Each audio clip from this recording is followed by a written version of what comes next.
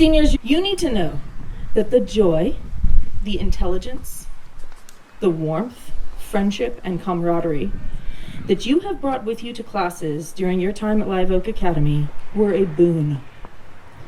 Not just to your classmates and friends, but also to your teachers. But before we get ahead of ourselves, it's time to go back to school. Sorry, there may be participation points at stake. If you studied literature with me during your time here, you know we spent some serious time talking about the hero's journey. Cue the groan, you know you want to. For our wider audience, I'm referring here to Joseph Campbell's theory of the archetypal hero's journey, in which he explains that there are 3 stages of every heroic quest. To sum it up in his Hero with 1,000 Faces, Campbell argued that certain archetypal elements are present with some variation in all hero stories, and he calls this the monomyth, a single story. First, the hero undergoes a stage called, I could turn this into an interactive quiz so easily, but I'm not, calls a stage called departure or separation, where he or she is called away from his ordinary world and must ultimately choose to answer the call to adventure. The second stage is initiation. He comes by the gifts and tools that he must learn how to use to fight the necessary battles and win the quest. And thirdly, there is the return to his ordinary world after finishing his quest. Upon his return, the hero must ultimately use his or her boon, and often this can be wisdom for the greater good. If you know the monomyth outline, you realize that it can happen again and again through your life, and that your life will be made up of many quests. And as we know from reading St. Augustine, we can't fully understand our lives and direction until we turn around and look back, part of the process of conversion. And you won't always recognize that you're in the middle of a quest. And as you're all probably discovering, none of you will do your life's journey and quest like anyone else, though your heroic narrative will include calls to adventure, talismans, wise counselors, allies, tricksters, battles, various trials and temptations, and let's just give a big shout out for putting 2020 in cosmic perspective, atonements, and boons. Here's the thing. After each quest, you will not always feel triumphant. You may feel a bit like Frodo at the end of The Lord of the Rings. If you haven't read this yet, I'd like to take back the diplomas and institute a new graduation requirement. On the final stage of The Hobbit's journey home to the Shire, we're in The Return of the King here. This is the book, people, not the movie. Frodo, now battle-weary and a little darker in spirit for all he has undergone, is feeling the weight of his finished quest as he heads homeward in wise Gandalf's company. In such a moment, he anticipates his homecoming.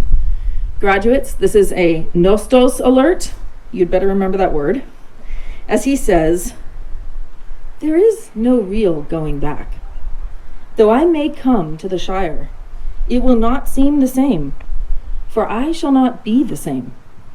I am wounded with the knife, sting and tooth, and a long burden. Where shall I find rest?" Gandalf did not answer. Well, as you know, Augustine could have answered Frodo's question. I think Gandalf could have too, but he knows Frodo still has stuff to learn. Samwise Gamgee, Frodo's best friend, also has some sadness to face as he sees the destruction in the Shire, especially of the trees. But Sam is steadfast, and he doesn't wait too long to do what every hero must do: use his boon for good upon his return.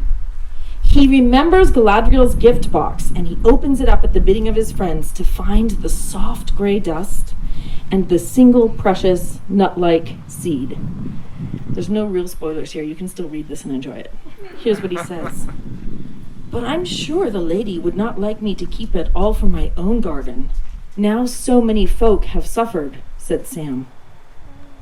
Use all the wits and knowledge you have of your own, Sam, said Frodo, and then use the gift to help your work and better it. And use it sparingly. There is not much here, and I expect every grain has value.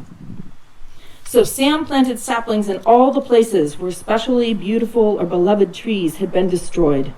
And he put a grain of the precious dust in the soil at the root of each.